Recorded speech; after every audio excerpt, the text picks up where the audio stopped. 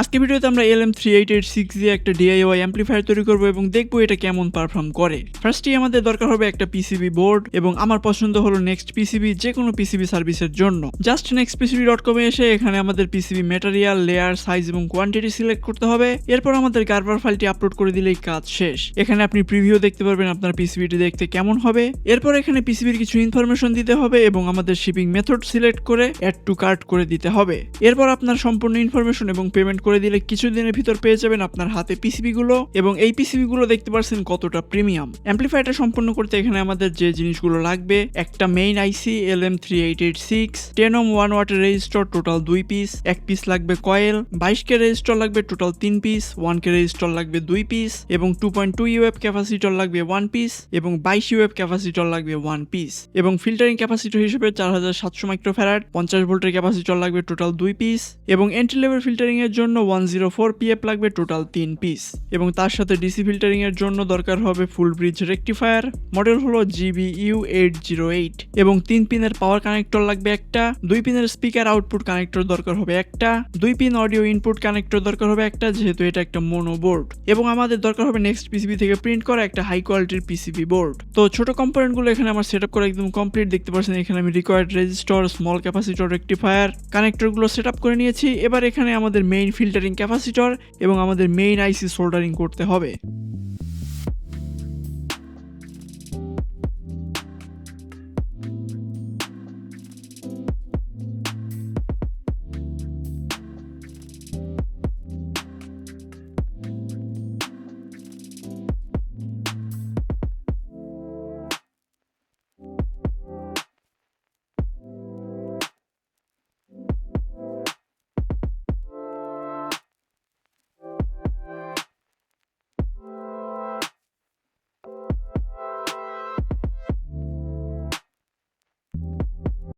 Well, এখানে আমাদের সম্পূর্ণ সার্কিট কিন্তু একদম কমপ্লিট দেখতে পাচ্ছেন। তো এখানে আমাদের ভোল্টেজ ইনপুট দিতে হবে 24024 ট্রান্সফরমার থেকে, বাট এখানে আপনারা চাইলে 18018 ইনপুট দিতে পারেন এবং এর পাশেই দেখতে পাচ্ছেন আউটপুট, যেহেতু এটা একটা মোনো অ্যাম্পলিফায়ার এবং এইদিকে আছে রেকটিফায়ার এবং আমাদের মেইন ফিল্টারিং ক্যাপাসিটর।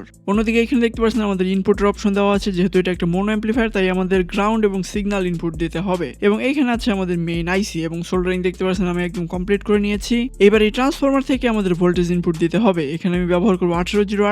যেহেতু এটা কোনো হিটসিঙ্ক আমি এখনো ব্যবহার করিনি তাই এই আইসি অনেক হিট হবে, এই কারণে এখানে আমি 24024 ব্যবহার করব না। ওয়েল, এখানে দেখতে পাচ্ছেন সাউন্ড টেস্ট করার জন্য আমাদের সম্পূর্ণ কানেকশন কিন্তু একদম কমপ্লিট। এখানে আমি কম্পিউটার থেকে ডিরেক্ট অডিও ইনপুট দিচ্ছি কোনো রকম বেস টেবল ছাড়া। এখানে আমার স্পিকার কানেক্ট করা আছে এবং এখানে আছে আমাদের ট্রান্সফরমার। তো আমাদের ফুল অ্যাম্পলিফায়ারটা দেখতে কিছুটা এরকম হয়েছে। চলুন এবার একটু মিউজিক টেস্ট করি।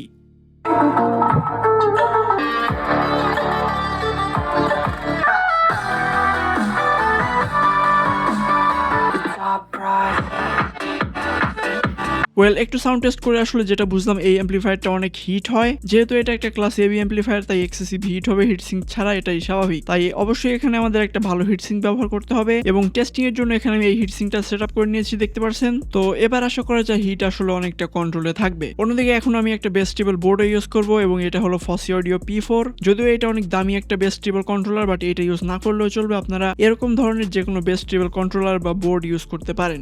ওয়েল, এখানে দেখতে পাচ্ছেন আমাদের সম্পূর্ণ সেটআপ কিন্তু কমপ্লিট। এখন আমরা সেটআপের সাথে হিটসিঙ্ক অ্যাড করে নিয়েছি এবং একটা বেস টেবল বোর্ড অ্যাড করেছি এবং স্পিকারের সাথে একটা টুইটারও অ্যাড করেছি, যাতে আমরা সব ফ্রিকোয়েন্সি খুব ভালো মতো শুনতে পাই। চলুন এবার একটু সাউন্ড টেস্ট করে দেখি পারফরমেন্স আসলে কেমন। ওয়েল, নয়েজের বিষয়টা আপনাদের একবার দেখাই। এখন দেখেন অ্যাম্পলিফায়ার কিন্তু সম্পূর্ণ চালু আছে, বাট যদি আমি সাউন্ড কমিয়ে দিই তাহলে একদম কোনো নয়েজ নেই।